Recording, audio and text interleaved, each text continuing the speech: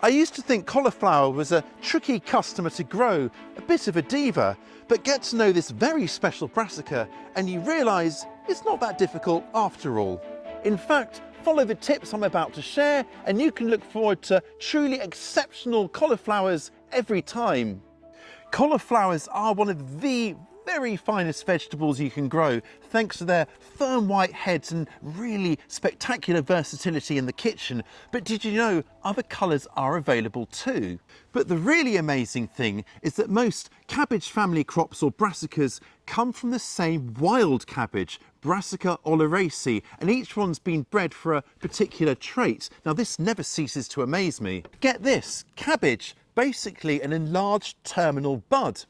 Kohlrabi is in fact just a swollen edible stem, and then you've got broccoli, which is an enlarged immature flower bud and stalk.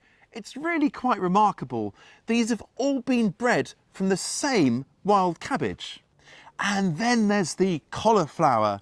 Take a look at this stunning specimen here and you can really admire those beautiful tight whorls of white.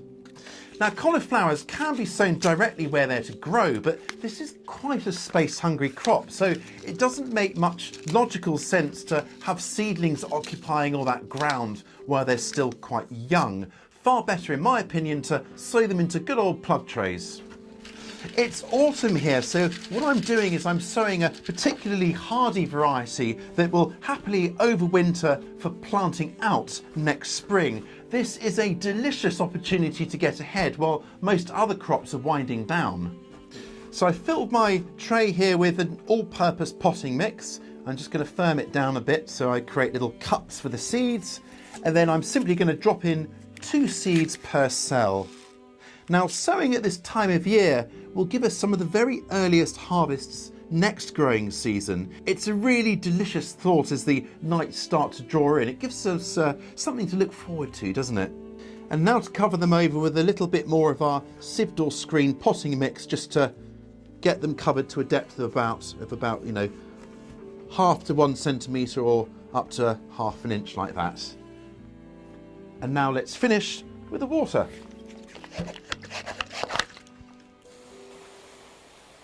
These will now stay in the greenhouse to be transplanted into their growing positions early next spring. Now, if you don't have a greenhouse, then a cold frame would work well, or any fairly sheltered position that's safe from slugs and pigeons, and more on those ne'er-do-wells in a moment. If you're sowing an expensive packet of cauliflower seeds, by the way, some only come with like 2 dozen seeds or so, the meanies, then an alternative to sowing 2 seeds per plug is to sow into a pot of potting mix. Then once they've popped up, transfer the seedlings to their own plugs, 1 per plug. This way you're not wasting any precious seedlings. Like other brassicas, cauliflowers grow at surprisingly low temperatures, as low as 45 Fahrenheit or 7 degrees Celsius. So if we get a mild winter and these grow surprisingly fast, then I may need to pot them on into slightly larger plugs or pots until it is time to plant them out. And that's my #1 tip for cauliflowers, is you don't want them to be held back or to set them back at any point in their growing life cycle. Just keep them growing as smoothly as possible. I won't be making any more sowings over the winter now. I'll pick up again from early spring. And because cauliflowers sown on the same date will tend to mature at the same time, stands to logic, right? Well, I'm going to intend on making kind of repeat sowings every now and then to get a nice long harvest window. So perhaps making a new sowing every 2 to 3 weeks, depending on how much you love your cauliflowers, of course. When exactly you can sow will depend on the variety you're sowing and of course where you are growing your cauliflowers. Now here's the schedule for my area, but you can get a tailored timetable based on your location by using our garden planner. It's pretty clever stuff really, because it uses your nearest weather station to get those dates. Nice. Like most vegetables in the cabbage or brassica family, cauliflowers love a rich, moist and fertile soil. So it pays to add plenty of well-rotted manure or compost, or what I'm using here is leaf mould, which has lots of extra green bits in it as well when it rotted down, so it should have good fertility as well. Now we want enough to cover the ground to a depth of about 1 inch or a couple of centimetres. Oh, I just found one of Isla's socks. Do you have kids that run around the garden in their socks and take them off? Unbelievable. Now, cauliflower likes a pH of between 6 or 7, so don't worry if you're not sure what pH your soil is.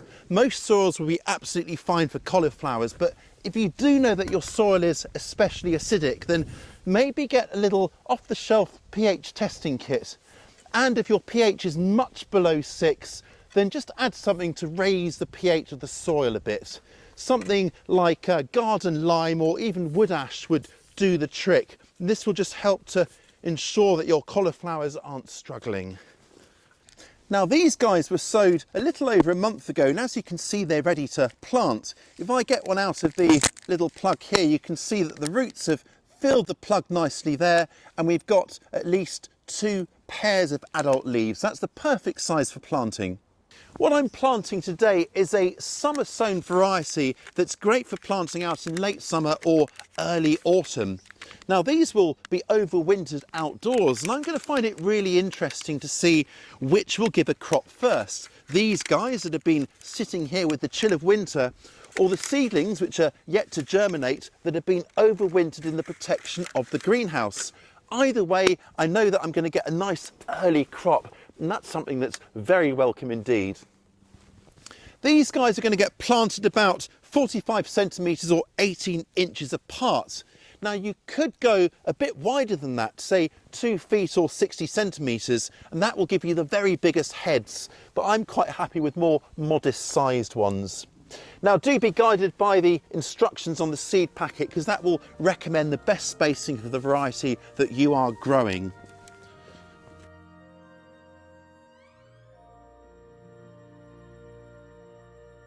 Now let me show you a bed of cauliflowers that I planted a couple of months ago. These are coming along quite well, but as you can see they're a little bit holey. Now these are caused by caterpillars, but the caterpillars have long since gone, so they're quite safe and will recover perfectly well. And this is the first challenge for growing cauliflowers. It's the butterflies, or rather the caterpillars of the cabbage white butterflies, also known as cabbage worms. Hello Rosie. Now during the growing season they can strip leaves with ruthless efficiency. The best way to keep them off is to use netting, of course, and clearly I left it off at a crucial time here, but these will recover now that the colder weather is coming. You could also use something a bit finer like insect mesh. That really will keep the butterflies off, so I think I'll use that next time. Both netting and insect mesh will also keep birds off, particularly pigeons, which can really strip your plants, the scallywags. Now I would keep protection for butterflies on from any time from mid to late spring onwards, and the protection for pigeons from about now right through to spring really, so they might end up being covered for most of the year. Another occasional pest is the cabbage root fly or cabbage maggot. Now this looks a lot like a normal housefly, but it lays its eggs right at the base of plants here. Now what happens is the maggots that hatch out burrow down into the soil and feed on the plant's roots, severely weakening the plant or even killing it. Now that's the bad news. The good news is these flies aren't especially smart, so it's very easy to outfox them.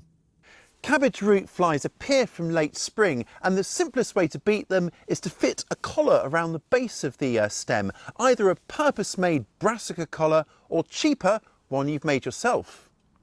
I make my own by cutting a circle of old carpet or matting about 15 centimetres or 6 inches across. Now cut a slit to the middle and then slip this round your cauliflower. The flies will still arrive and lay their eggs at the bottom here, but because they'll be laid on the collars, they're likely to just dry out and fail, keeping your plants nice and safe. Once your cauliflowers are planted and protected, there's not much more to do, to be honest with you.